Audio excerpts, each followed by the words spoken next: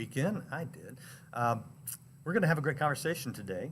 We're going to talk about something that's very practical because, we just need it sometimes.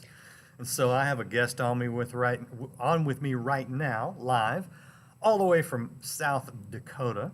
He is the author of this book right here I will show you called Love Has a Name. And, when you get into the subtitle there, you're going to see what we're talking about today because it says, learning to love the different, the difficult, and everyone else. And if you fall into one of those three categories, if not more than one. Uh, so the people do too. So we're going to figure out how to love them. Adam Weber is my guest. He is a pastor, lead pastor of Embrace, which is a multi-site church based out of Sioux Falls, South Dakota. He hosts a podcast called The Conversation, which is what we're going to have today. And he's the author of a book called Talking with God, and then the latest, Love Has a Name. And Adam, I forgot to ask you before we started, is this book out or is this coming out soon? It comes out tomorrow. So Oh. the timing of this is amazing. It's fantastic. I totally planned that. I totally planned. Actually, someone can pre-order it today, get it, in the mail, preferably not USPS, or you'll be reading it next year. That's another thing. All right, let's get into the topic of this thing and try to help some people. First of all, why? Why this topic for you? Yeah. So for me personally, 3 years ago, I went through kind of the hardest season of my life, to be honest with you. I had to make a hard leadership decision, and it wasn't a popular one. And even before that, just really going through a season of burnout. And growing up, I would have said my strong suits are the gift of gab and loving people. I just always have genuinely had a love for an interest of people. And the stranger you are, the more I want to be your friend. Well, a couple of years ago, for the first time ever, I didn't want to love anybody. I came out of that season of burnout and feeling hurt, and I wanted to love my wife and kids, a few close friends, and nobody else. And it's kind of crazy. I look at our world now, and our world seems to be at the place that I was about 2.5 years ago. It's like our world right now is I want to love those close to me, and everybody who thinks differently, other than everyone who annoys me, can kind of stay to themselves. Unfortunately for us as followers of Jesus, he says that loving him and loving others is the most important thing. And so I'm like, okay, that's great. I don't want to do that. And so 2 years ago, it just began the journey of how do I love someone like Jesus when I don't want to? How do I love somebody like Jesus when they're different, when they're difficult than me? And again, I had no idea that it would be coming out as at least in my lifetime, the most it's ever been needed. What does it look like to truly love others? Yeah. So obviously that's a very difficult thing for a pastor to not want to deal with people or love them, especially, and be a pastor. Yes. See, I mean, burnout, I get. I mean, we all get burned out, and we have those just periods where sometimes we just need to go to the mountain like Jesus did and kind of recharge.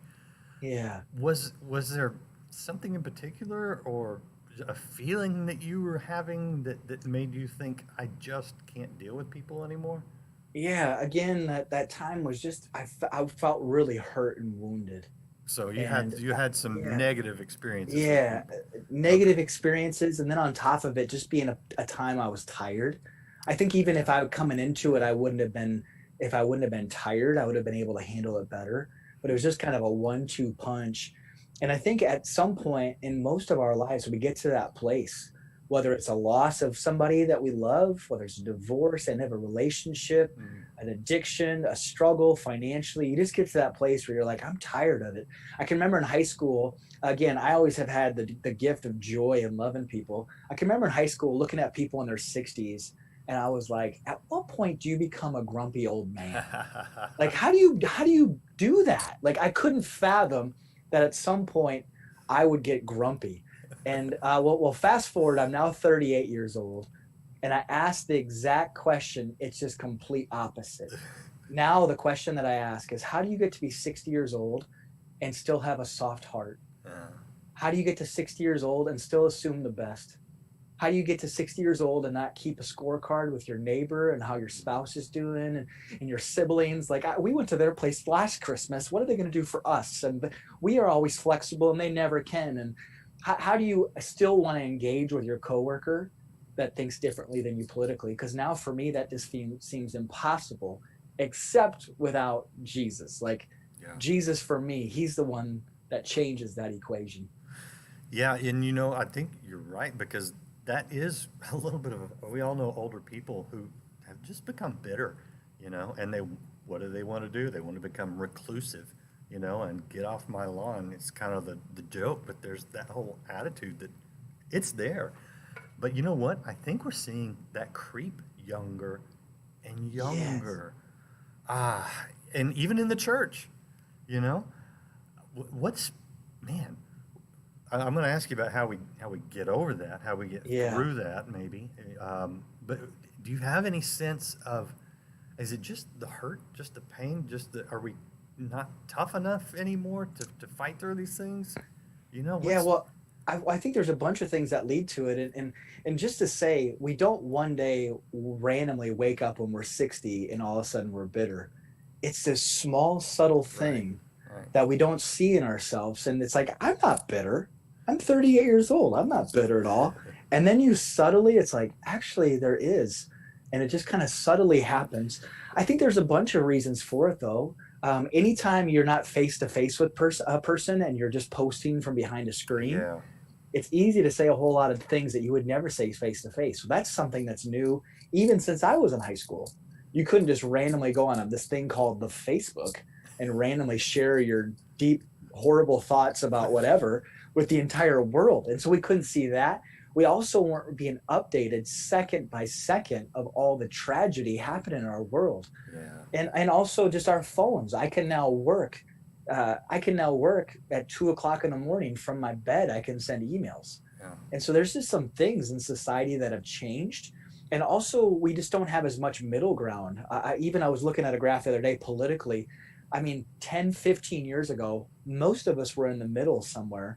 And now it's kind of crazy to look at. And so I think there's a whole bunch of things that lead to yeah, that, of just getting jaded and yeah. just like, you know what, enough. And it's just a lot easier to be upset and say crazy things from behind a screen than it is to say face to face. That is absolutely true, and I'm hoping that we rebound. I know my kids all grew up with this, and they're starting to see it. So it seems like they're handling it. But for my generation that invented the internet, it was Yeah. like being thrown into this toxic cesspool and told to swim.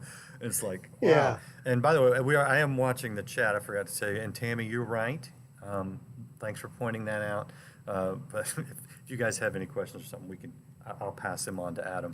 Let me ask you this before we get to the solutions: how to get out of this mess of not liking people, how to get back into the world and love people like Jesus did. Are there any just other than wanting to pull back? Do you see any common signs that maybe you're becoming a grumpy old man or woman before your time? Oof. I think it's just slowing down our pace, even for one day. Putting our phone down, allowing there to be quiet around us. It's hard to really kind of evaluate our life if it's just constant noise. Right. And I wake up and immediately I have music going on, or I have a podcast. Even a good thing like a podcast, I have that playing, and then I got meetings, and then between meetings I'm checking Twitter, and then my next meeting, and then my kids get home. Like, it's really easy to hide from your own bitterness and jadedness when you never have a chance to actually look at yourself. Yeah. But How do you all when it comes out though? What does it come out as? How do you identify it in yourself and you go, I got a problem? I think you begin to see, like, did I really say that? Yeah. Did I really give that look to my kids? Exactly Again, right. just giving yourself a little bit of space, you'll begin to see those things, and you'll begin to grieve those things. Mm, Even thoughts, well, I hate that jerk anyways. yeah. What Yeah. did you just think that? All this, and again, if you just have a little bit of space to even hear your own soul, I think those are the moments where you'll begin to see your jadedness. That is so true. And you know what? If you can take captive your own thoughts, you won't get to the point where you're saying things that hurt other people, push them Yeah. away, cost your children lots of money in therapy later down the Yeah, line, right? yeah. I mean, it does get that bad. Well, So, Stephen, speaking of even kids, our kids will begin to tell us. mm, Like if you have children, they'll begin to tell you. But once more, are you actually hearing what they're saying? right, right. And You you know know? what? Actually, I think God designed this person for every man so that we would be measured when our thoughts that are not good start coming out of our mouths. And he called this woman wife. And unfortunately, I've been guilty of not listening to this very wise voice, maybe because she didn't say it exactly the way that I would say it. That if I had listened to her, then I would have shut up, checked my own heart, checked my own thoughts, and saved myself some trouble down the line. You're laughing. Have you been through this one? Yes, yes. We might be married to the same person. All Like, right. Well, I hope not. and I thank God for my wife, but that's so true. I mean, like she highlights those things of just like, hey, whoa, take a breath. Hey, whoa, like Right. how you said that? Like, and those are those moments where, gosh, I'm beginning like my heart is hardening Mm, and I'm changing, not in a good way. I want to get to the end of my life and have the softest heart. mhm, I want to get to the end of my life and trust almost recklessly, like assuming the best. Well, what mm, if they take advantage of you?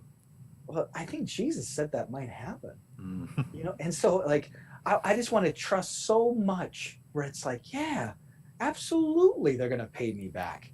Absolutely, they're going to show up. And when they don't, it's not like just canceling them and ending them. It's like, gosh, assuming the best.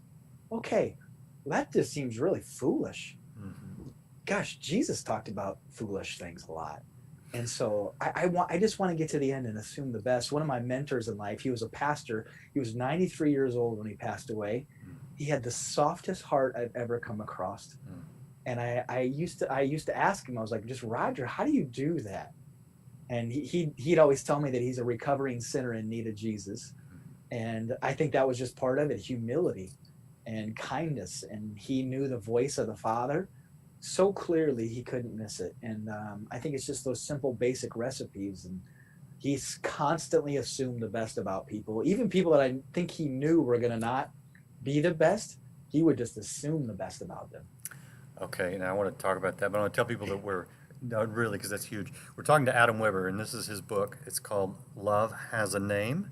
It is out as of tomorrow. So you can jump on and order it now. You can go to adamweber.com. You can see his beautiful mug and lots of other great things, including a podcast that he does. Hey, you got Levi down there. Levi Yeah. Roscoe Oh, podcast. it was wonderful. Hey, Levi's great. He is great. Very cool. Okay. So, sorry, sidetracked, right? Squirrel.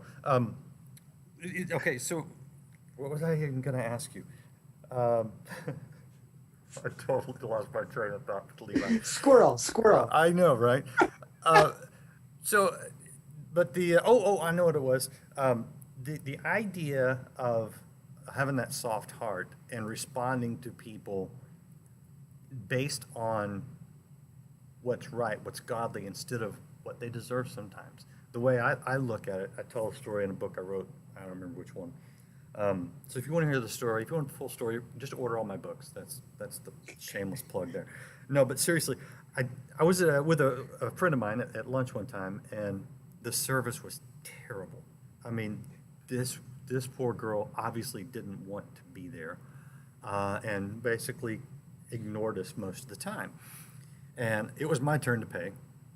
And so when it came time to pay, I was paying in cash, and so I, got out the money for the meal, and then I pulled out a tip, a good tip, better than 20% tip. And my friend looked at me and goes, "You're going to tip her?"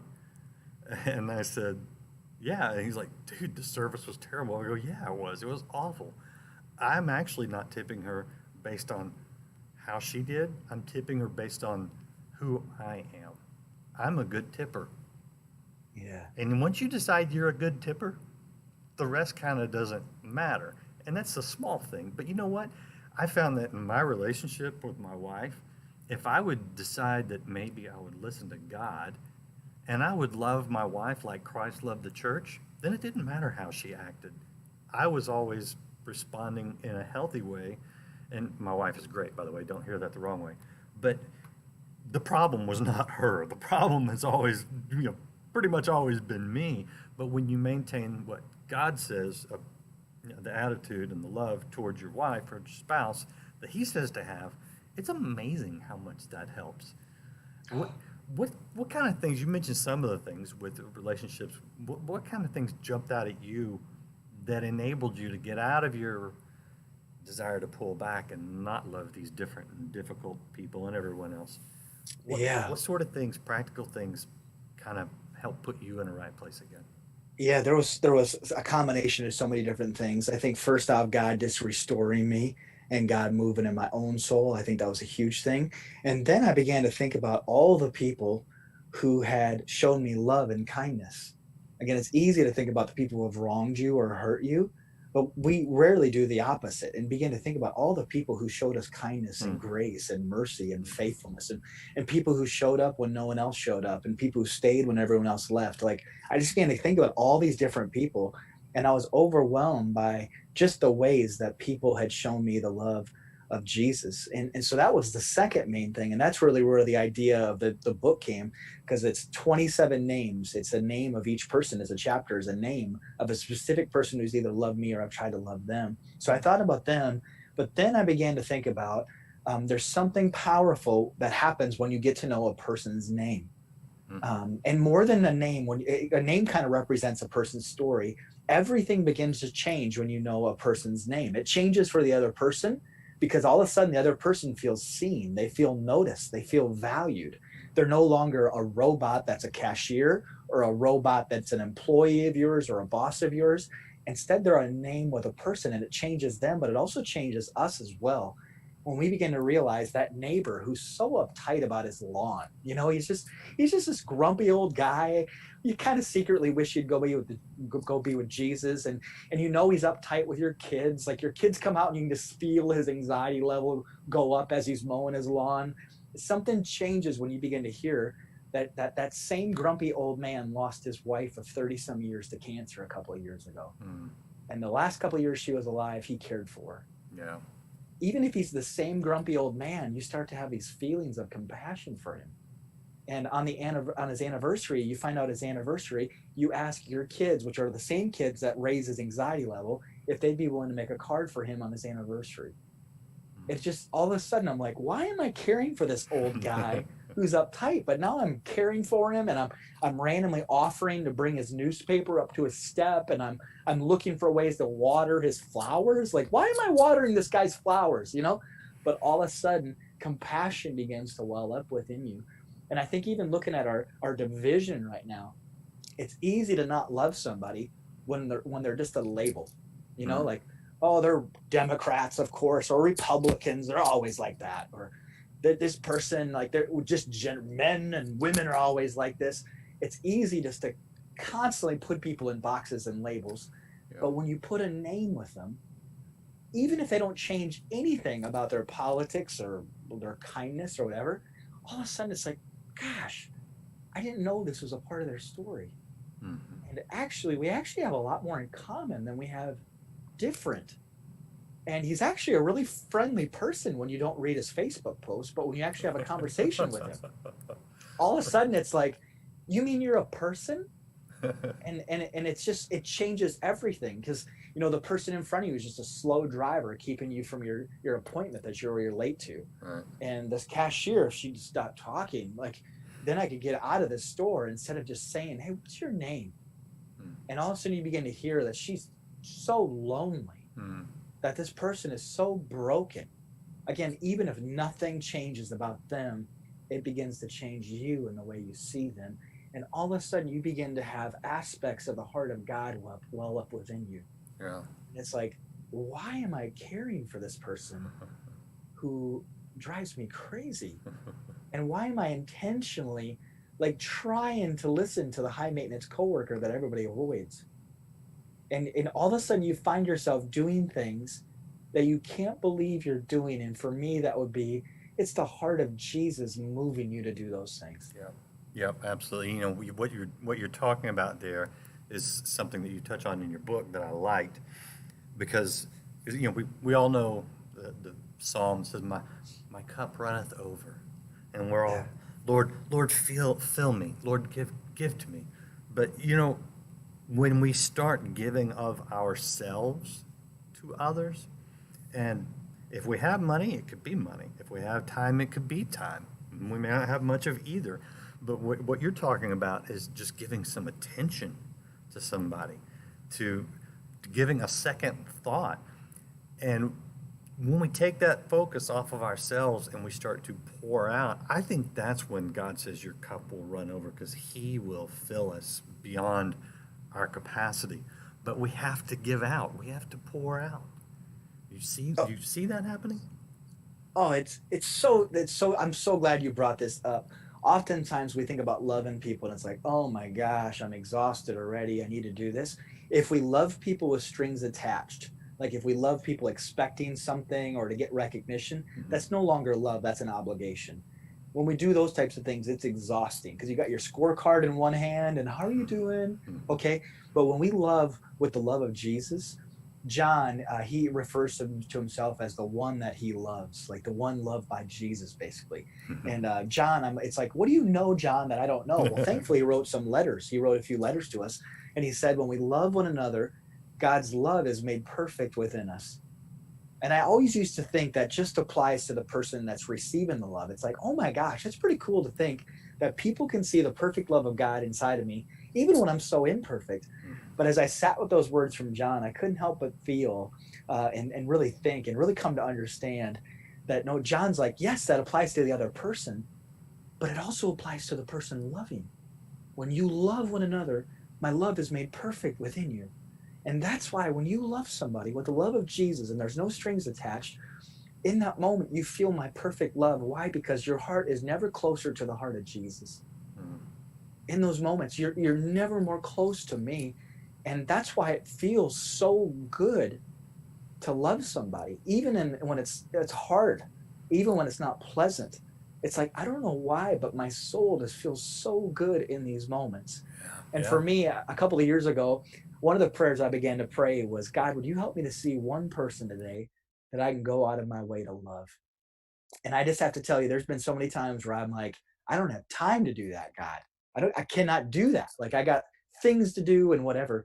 But over the last 2 years, every time I've said yes to that, it's turned into one of the most life-giving, wonderful, bizarre adventures ever. And it's just like, who would have ever thought that I'd be here talking to this random person, and yet I'm the one that leaves feeling like I've been served and loved. Yep. And these are stories in your book, Love Has a Name. Yeah, All right. All yeah. right. Come on, Uncle Adam. Tell us a story. You got to unpack one of these stories for us. Tell us one of these Oh, crazy stories. oh, so this one is actually not in the book, but I just want to share it. It's really goes on with the love is an adventure, and again that prayer of just praying each day, like God, would you just help me to see one person that I can love today? Well, about a year and a half ago, one morning I woke up. It was a Friday or a Saturday, which is my weekend, and I just felt like God was telling me to go bake chocolate chip cookies. And so I wake up and I'm like, that's the worst idea ever. I need to relax today. I can't do that. And I just kept feeling like, go make chocolate chip cookies. Make chocolate chip cookies. Make quick side note, Randy, if I ever offer you food and it's not chocolate chip cookies, do not eat it. Nope. Politely decline. Is that the But if it one thing you can make? oh, and they're fantastic. They're the like keep me humble, God. Like they're the best chocolate chip cookies ever. So again, I wake up, make chocolate chip cookies. I'm like, I don't want to. Finally, I'm just sick of being pestered. So I asked my daughter, I'm like, hey baby, would you want to make cookies with me? I knew she'd say yes. So we make cookies.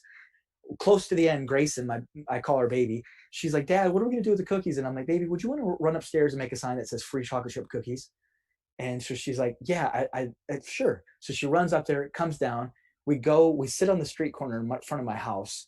We live in kind of an interesting part of town. We have a lot of foot traffic. It's bizarre. Every day is an adventure outside of my house. The whole time I'm grumbling. I'm like, I don't want to do this. It's my weekend. Chocolate chip cookies. What a waste of time. Sit down though. Immediately people start grabbing cookies. There's different families that are coming up. random neighbor kids I've never seen before. There's an older gentleman that stops by. There's this little beautiful Native American little girl that stops by. There's all these different people. And so I'm like, oh, okay, okay, we're just giving out cookies. And we get done in 45 minutes, they're all gone. Again, silently, I'm thinking, what a waste of time. What a waste of time. So we were done. I'm like, okay, God, I did my thing. I'm finished. Thanks for annoying me and wasting an hour of my time this morning away from my daughter. Everything else felt like a waste. 6 months later, me and a group of friends, we go to the local food pantry and we offer to take free professional photos for the families coming in. So I asked a few photographer friends if they'd be willing to take free photos. And then I asked Facebook friends if they'd be willing to donate 8x10 frames. So they'd come in, get a professional picture taken, go eat their meal, and then come out and we'd have an 8x10 frame for them. So super fun. It went on. Well, all of a sudden there's this guy that shows up and I'm positive he is angry at me. He walks up and he says, "You." And I'm like, he's like, "You." And I'm like, I don't know if this is good. I don't know what I did. And he's like, "Were you and a little girl 6 months ago handing out cookies?" And I'm thinking to myself, did I give him food poisoning or something? Like, what did I do? Is he the one person on this earth who does not like my chocolate chip cookies? And I said, yeah.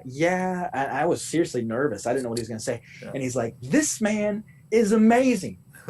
And I'm like, "Oh no." And he's like, "Amazing." And I said, no. And he said, "Let me tell you, I had just lost my job. I was on my way home from work walking and I was starving.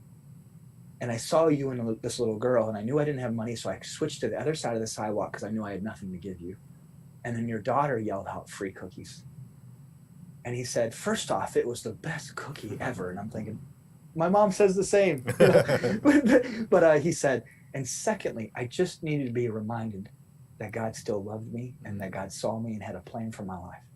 And so I was like, "Oh, that's great." So that day I left and I was just like, "God, thank you so much." Like I was really grumbling and complaining about that. Well, 2 months ago, our first Sunday that we had services back open, this is a year and a half after chocolate chip cookies, a family came in that's been wanting to have children, but they can't. And so they became foster parents. And they had their 3 little kids with them for the first time ever. I'd never met them before. So they came in, I said hello to them, didn't think anything else. They were like, "These are our foster kids," went to the service. They came back out and the little 5-year-old came up to me and I bent down to meet him. And he said, "I know you."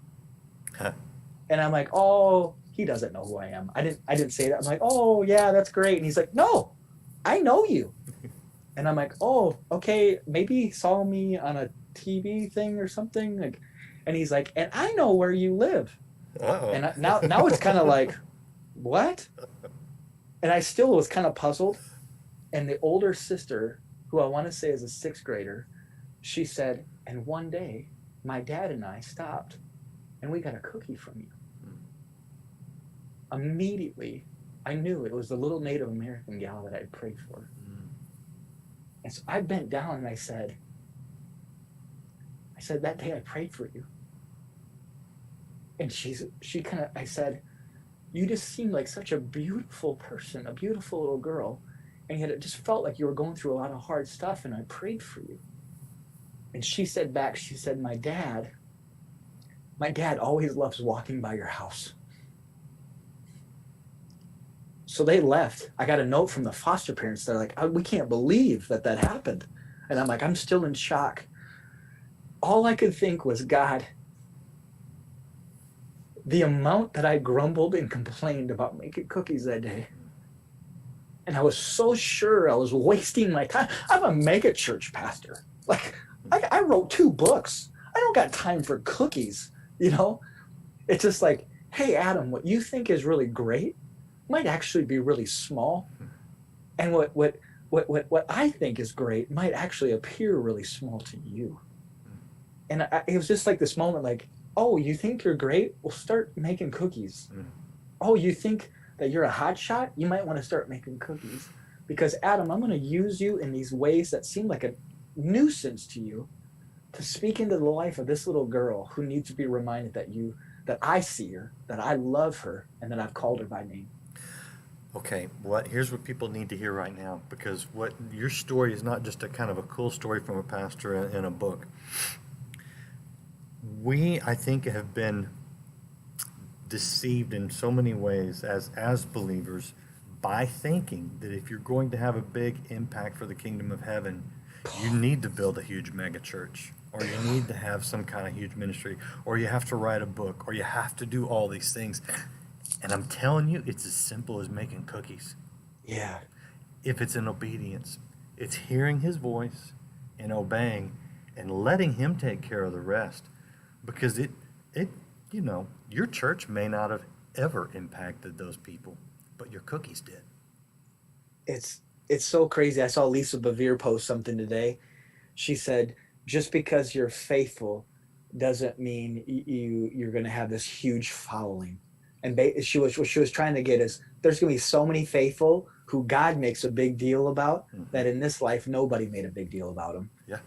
And I'm often envious of the people who are not on stages, who don't have book deals, because Jesus says a whole lot of things about what's done in the secret. I'm talking in a positive sense. Right. He keeps saying what's said and done in secret. Don't let your left hand know what your right hand's doing.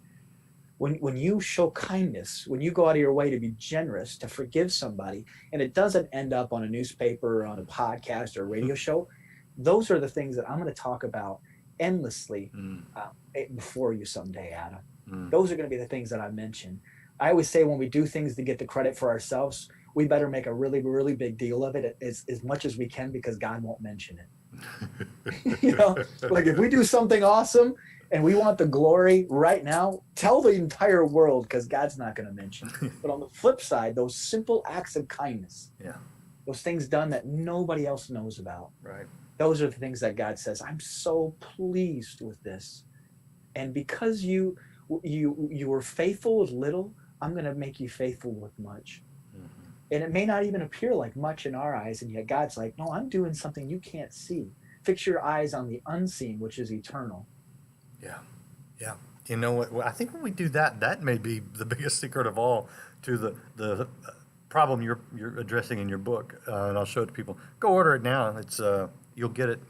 You can get it tomorrow, but if you order it now, you'll get it a day sooner. I don't know how that works. Love has a name. We're learning to love the different, the difficult, and everyone else. I think that just sort of what you're getting a taste of right here may just be the secret of hearing God's voice and obeying and acting on it. Because you know what?